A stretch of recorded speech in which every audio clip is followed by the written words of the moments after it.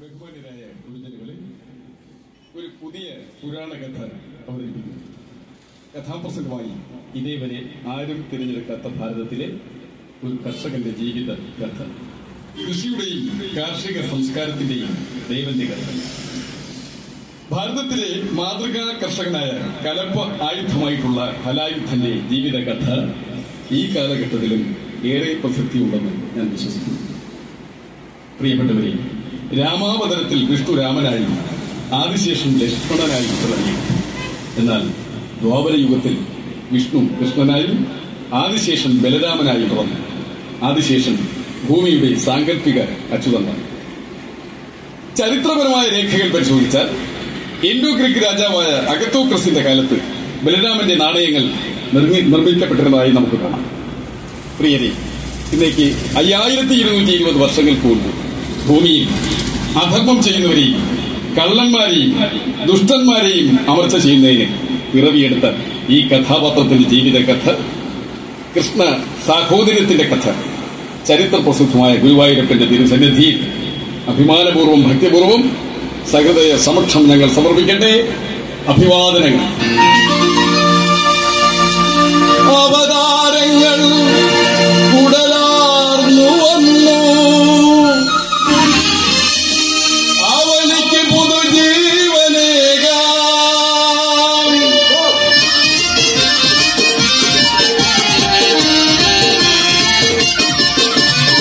അവതാരങ്ങൾ ഉടലാർന്നു വന്നു, അവനിക്ക് പുതുജീവനേകാം.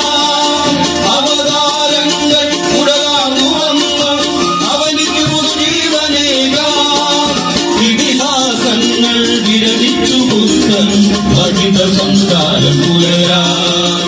ഇതിഹാസങ്ങൾ വിരമിച്ചു പുത്തൻ പഠിത സംസ്കാരം പുലരാം. പഠിത സംസ്കാരം പുലരാം. പഠിത സംസ്കാരം പുലരാം.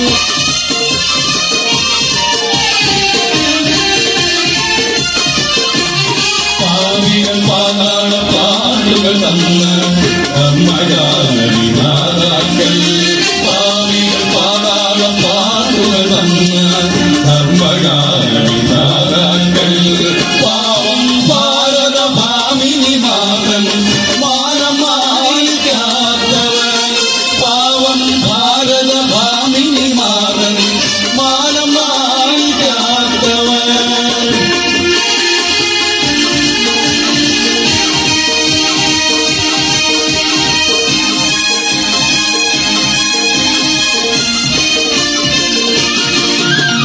കള്ളന്മാരെ ദൂഷിതരേ,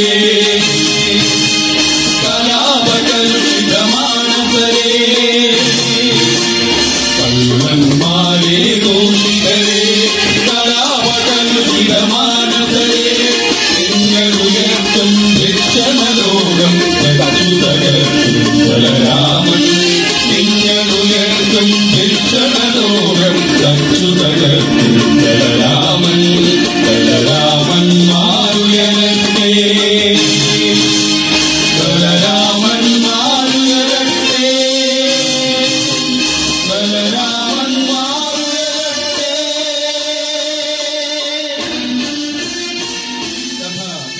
ശ്രീ ബലരാമൻ. ഭൂലോകത്തിൽ ദുഷ്ടന്മാരുടെ ഉപദ്രവം വർദ്ധിച്ചു വന്നപ്പോൾ ഭൂമിദേവിയും ദേവന്മാരും സാക്ഷാൽ വിഷ്ണു ഭഗവാന്റെ സന്നിധിയിൽ. ഭഗവാനെ, ഭൂമിയിൽ കള്ളന്മാരെയും ദുഷ്ടന്മാരെയും കൊണ്ട് പൊറുതിമുട്ടിയിരിക്കുന്നു. അങ്ങ് ഇതിനൊരു പരിഹാരം കാണണം. വിഷ്ണു ഭഗവാൻ ഒന്ന് പുഞ്ചിരിച്ചു. എന്നിട്ട് തന്റെ ശിരസിൽ നിന്നും വെളുത്തതും കറുത്തതുമായിട്ടുള്ള 2 തലതാരകൾ പിടിതെടുത്തു. ഈ 2 അവതാരങ്ങൾ ഭൂമിയിൽ മനുഷ്യരായി വന്ന് ദുഷ്ടന്മാരെയും കള്ളന്മാരെയും നശിപ്പിക്കും. സന്തോഷമായി ഉൾക്കൊള്ളുക. വർഷങ്ങൾ നിരവധി കടന്നുപോകും.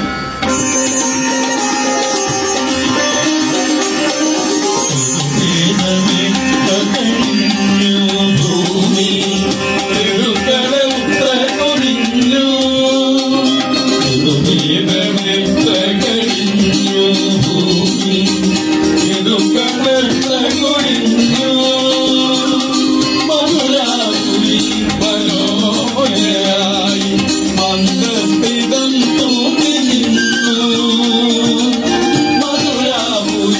മനോഹരയായി മന്ദസ്മിതം തൂങ്ങി നിന്നു മന്ദസ്മിതം തൂങ്ങി നിന്നു.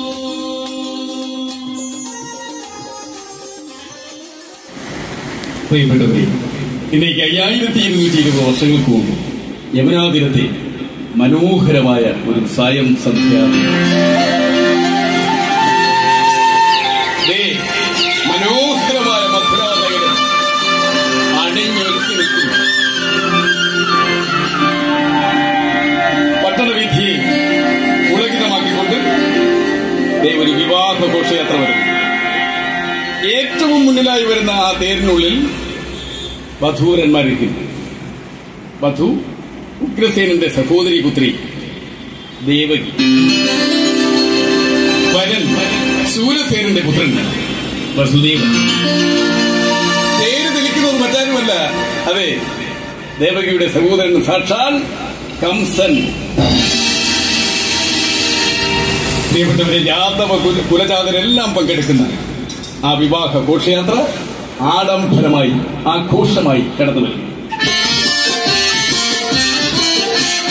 മധുരാപുരിയിൽ മധുരിതമാക്കും മതകര സുരഭിലയാത്ര മധുരാപുരിയിൽ മധുരിതമാക്കും മതകര സുരഭിലയാത്ര അളകാപുരിക്ക് പോലും അസൂയ തോന്നും വിവാഹയാത്ര അളകാപുരിക്ക് പോലും അസൂയ തോന്നും വിവാഹയാത്ര മധുരാപുരിയെ മധുരിതമാക്കും മതകര സുരഭിലയാത്ര മതകര സുരഭിലയാത്ര മതകര സുരഭിലയാത്ര.